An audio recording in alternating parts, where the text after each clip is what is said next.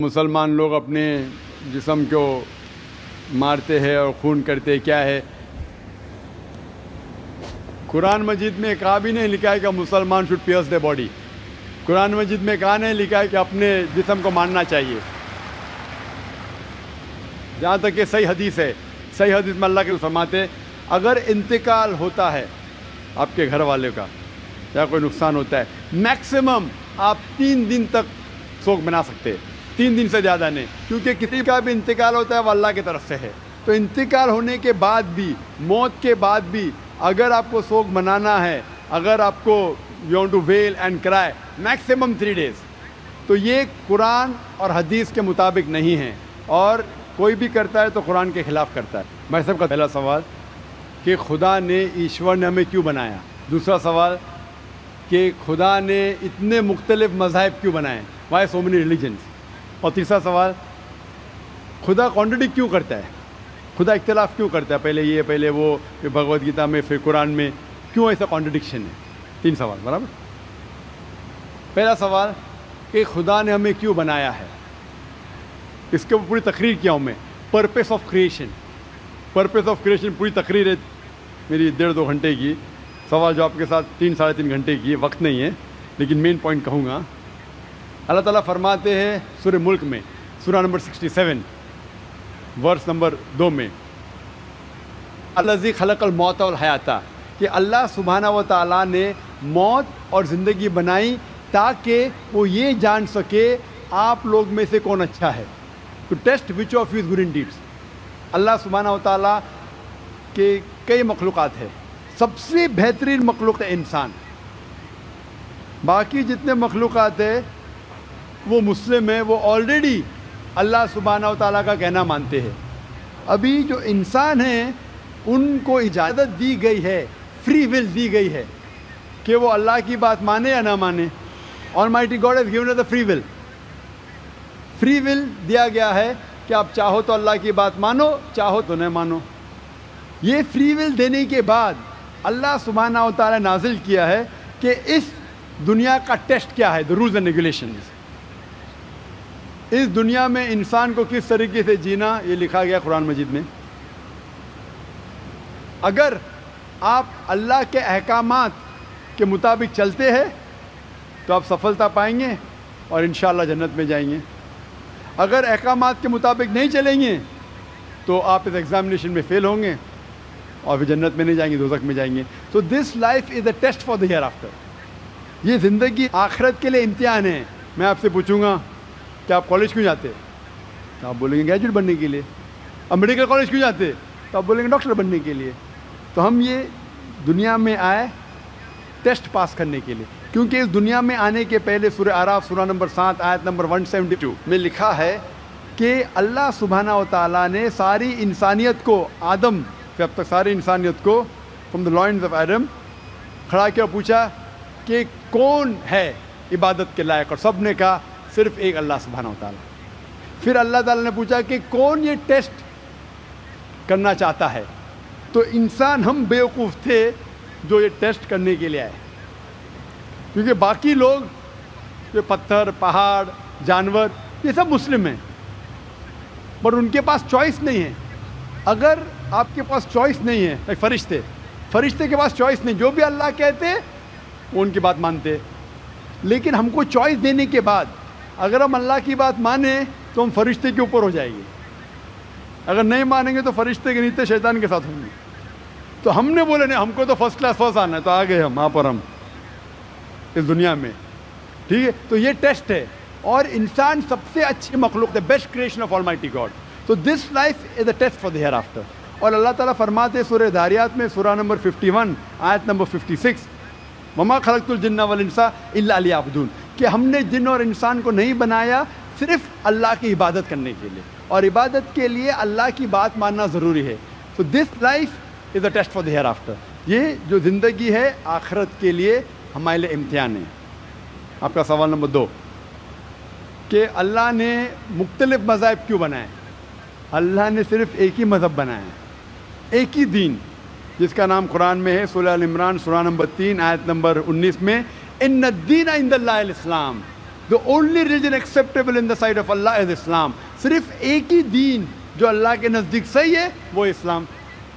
اسلام کے معنی ہے امن، پیس. اسلام کے معنی ہے to submit your will to God. خود اپنے خواہش سے اللہ کے احکامات کے مطابق زندگی کو بسر کرنا. اسلام کا مطلب یہ نہیں کہ محمد سلطان ذاکر. اسلام مطلب اللہ کے احکامات پہ عمل کرنا اور امن حاصل کرنا. تو جتنے پیغمبر آئے صرف اسلام سکھائے. مذہب ایک ہی ہے لیکن مذہب کا پیغام بدلا گیا. جس طریقے سے جو پہلے بھائی صاحب کے سوال میں نے جواب دیا تھا کہ سارے پیغمبر کا اہم پیغام تھا کہ خدا ایک ہے، صرف اس کی عبادت کرو، اور آخری پیغمبر محمد صلی اللہ علیہ وسلم میں باقی چیز میں لٹل بٹ ڈفرینس ہوگا but the basic message was the same. Basic جو پیغام تھا ایک خدا، صرف اس کی عبادت کرو، اس خدا کی کوئی پرتیما نہیں، بت پرستی غلط ہے، اور اس ایشور کے آخری پیغمبر محمد صلی اللہ علیہ وسلم. لیکن کیونکہ وقت جانے کی وجہ سے جو پیغام جو دیا گیا تھا وہ بدلتا گیا. جیسا میں نے کہا تو جتنی مذہبی کتابیں جو قرآن کے پہلے آئے، کوئی بھی مذہبی کتاب محفوظ نہیں ہے. ہندو اسکالرس خود کہتے ہیں کہ the Vedas have been changed. Bible scholars خود کہتے ہیں بائبل ہیو بین چینجڈ. جتنے مذہبی کتاب کے اسکالرز کہتے ہیں کہ ان کی مذہبی کتاب میں تبدیلی آ چکی ہے. لیکن قرآن میں الحمدللہ. اور جو دشمن اسلام ہے اکارڈنگ ٹو ولیم مور، جو ایک اسلام کا بہت گریٹ کرٹک ہے، اسلام کے خلاف بات کرتا ہے، وہ پھر بھی کہتا ہے 200 سال پہلے کہا کہ ایک واحد مذہبی کتاب جو 1200 سال تک کے محفوظ ہے وہ ہے قرآن. تو مذہب ایک ہی ہے، اللہ میں ماننا، اس کی عبادت کرنا، اس کے علاوہ کسی کی عبادت نہیں کرنا، اور آخری پیغمبر محمد صلی اللہ علیہ وسلم. ایک ہی مذہب. ہم لوگوں نے اس کے غلط ڈفرینٹ نام دیے، تو مذہب ایک ہی تھا. آپ کا آخری سوال، اتنے ڈفرینسز کیوں پیدا کیے؟ وہ اللہ نے نہیں کیے، انسان نے کیے. خدا کا سب میں سے یکساں تھا، ہم انسانوں نے اسے تبدیل کیا. جیسا میں نے کہا نا، کائی کے لیے؟ فائدے کے لیے. تو ابھی ہمیں یہ دیکھنا ہے کہ اصل مذہب کیا ہے. اور میں عام طور پہ کہتا ہوں، جو میں رائے دیتا ہوں میں صرف ایک طرفہ رائے نہیں دیتا ہوں کہ صرف قرآن میں مانو. میں کیا کہتا ہوں، آپ کم از کم ایک بات پہ مانو کہ ایک کتاب 100% خدا کی ہے. ٹھیک ہے؟ یہ ماننے میں کسی کو گلا شکوہ نہیں ہوگا.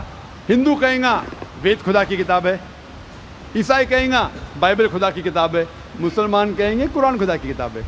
پھر میں یہ کہتا ہوں کہ جو ساری مذہبی کتابوں میں یکسانیت ہے، ہم کم از کم اس کے اوپر عمل کریں. جو اختلاف ہے اسے کل ڈسکس کریں گے. صحیح بات؟ جو یکسانیت ہے، پھر آپ کہہ سکتے یہ تو وید اور قرآن میں ہے. کرسچن کہیں گا یہ بائبل اور قرآن میں، مسلم کہیں گا قرآن اور بائبل میں، قرآن اور وید میں. تو یہ بات تو 100% خدا کی ہے. آپ اس بات کو تسلیم کرتے کیا نہیں؟ جو چیز کامن ہے بائبل، وید، قرآن میں، وہ 100% اللہ کا کلام ہونا چاہیے.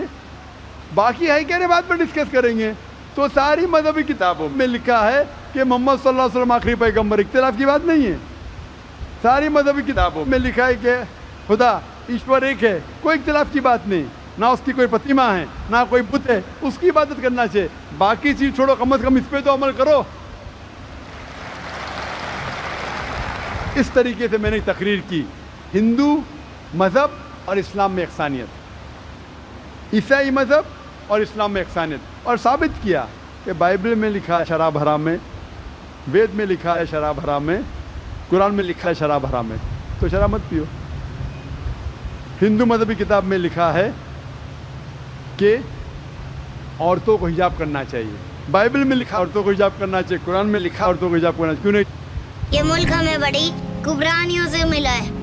قربانیوں سے حجاب کرتے عورت.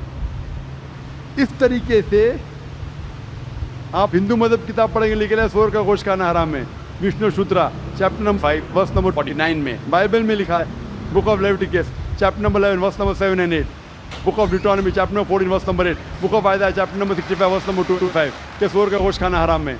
कुरान का तो जिक्र कर चुका है, 4 जगह लिखा है, हम सूअर का गोश्त नहीं खाते, बाकी लोग खाते ईसाई। इस तरीके से मैं कहता हूँ कम से कम यकसानियत पे तो अमल करो, इख्तिलाफी बातें बाद में करेंगे। इख्तिलाफ इंसान ने पैदा किया, इख्तिलाफ पैदा करने के बावजूद फिर भी अल्हम्दुलिल्लाह जितनी भी मजहबी किताबें बदली गई है उसके बावजूद जो अहम अहकामात अब भी मौजूद है। इसीलिए मैं आपसे कहता हूँ कि एक खुदा में मानो, ना उसकी कोई प्रतिमा है और ना उसके अलावा किसी की इबादत करो, और आखिरी पैगंबर मोहम्मद सल्लल्लाहु अलैहि वसल्लम में मानो। Hope the answer